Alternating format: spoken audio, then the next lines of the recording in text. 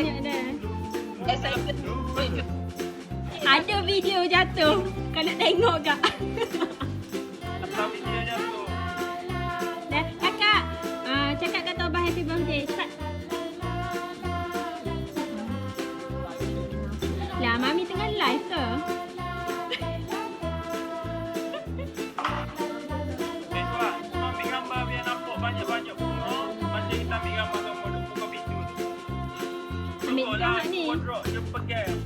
Hei, cuba meja dengan dia pegang dia belakang. Ambil je, ambil je. Nampak tak dia? Apa dah? Sampai nak pakai potret.